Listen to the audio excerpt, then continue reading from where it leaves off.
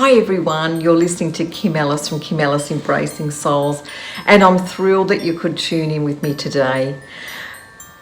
Well, we're at this time of year where, it's an exciting time of the year leading on to Christmas and our holiday season, but it's also a very difficult time for a lot of people. So I guess for me, what I hear I have a lot of clients to me that come to me over this time of the year, and just to I guess not get caught up in all the hype is the biggest thing. It's so easy to get caught up in all the hype, and as much as I absolutely love Christmas and for me the best thing about Christmas is catching up with family and friends, because that's what's means a lot to me, is to be able to catch up with family and friends and just share great times together. It's certainly not about all the things, all the presents, and that just is not me, and I'm glad that I don't get caught up in all of that. And I'm also feeling very grateful that I have the opportunity to catch up with many people that, Christmas brings up a lot of sadness, a lot of grief, and a lot of time when people feel really lonely or alone this time of year.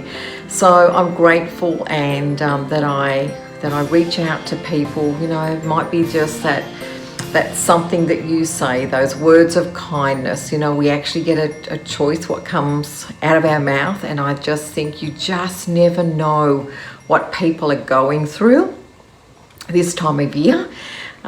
It certainly brings up a lot of sadness within families that are disconnected, people that whether they don't catch up with their children or whether they don't get to catch up with some family. So it can be really a hard time for many people around, not only around us but around the world. So if I can suggest just one thing, and that is, you just don't know what people are going through this time of year.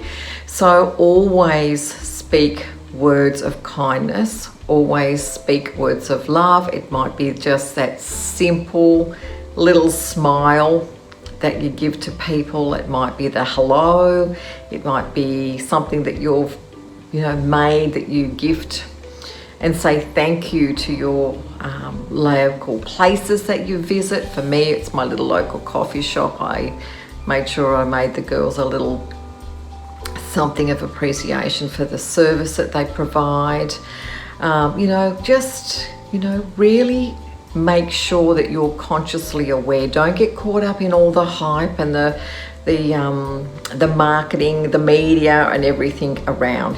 Try and keep yourself grounded, and more so than ever, really, it's time to really be present with yourself. And I know it's a busy time of the year between Christmas parties and catching up with people and Christmas shopping and planning what you're going to have for Christmas lunch and stuff, but just try and be that little bit mindful yourself, because as we always say, self-care is healthcare. So making sure that you spend that little bit of time with yourself. Go and treat yourself a massage. Try and slip in an hour. Go and treat yourself a pedicure. Maybe whatever it is that you love. Just a time to go and grab a movie if that's something you like to do, but try and keep yourself as grounded as you possibly can and not get caught up in all the hype and so forth. So it's also a time to reflect on the past year, on 2019, and it was been a really turbulent year for so many people. Mixed emotions, things, a lot of sadness, a lot of death, lots of things going on with lots of families. So I guess some of the things that I really try and keep myself grounded with is always come from a place of gratitude, even though at times you're in overwhelm and life's in turmoil, try and, be mindful and recreate that neurological pathway in your brain around gratitude. So, despite how things might be right now for you, I encourage you just to come back to a place of gratitude. So back to journaling, even just 3 things that you're grateful for today. So whether you choose to do that of a morning or whether you choose to do that at night, but always come back of that place of gratitude. Try not to get caught up in the stories that, family turmoil, that's they did this to me, they said that, they're not coming here, they're not doing that, whatever. Don't get caught up in those stories. And I know it's hurtful and I know it can be really painful at times, but try and, if it's something that you can't control, you've just got to send it with love and bring yourself back to, okay, so that might be going on over there, and that's really an icky place for me right now, but what is it that you're grateful for? Are you grateful for a beautiful friend that you have in your life? Are you grateful for a great partner or husband? Are you grateful for children that are thoughtful and considerate? Are you grateful for being able to provide a beautiful meal for your family? What is it that you're grateful for? Is it a wonderful furry friend that you have? Because I know, our fur babies are such an important part of our life as well. So, just quickly bring yourself back to coming from a place of gratitude if you find yourself drifting, because it doesn't serve you. It doesn't serve you in any space to get caught up in those stories, as painful as they might be. Try and get yourself out of that space as quick as you can. Acknowledge, but then either delete or just change that neurological pathway. So it's not a good space to get caught into. But let's look forward to 2020 as we go through to a new decade for us all. So, as I said, let's let go of whatever's been painful, what hasn't served us, whatever turmoil we've had in the last decade.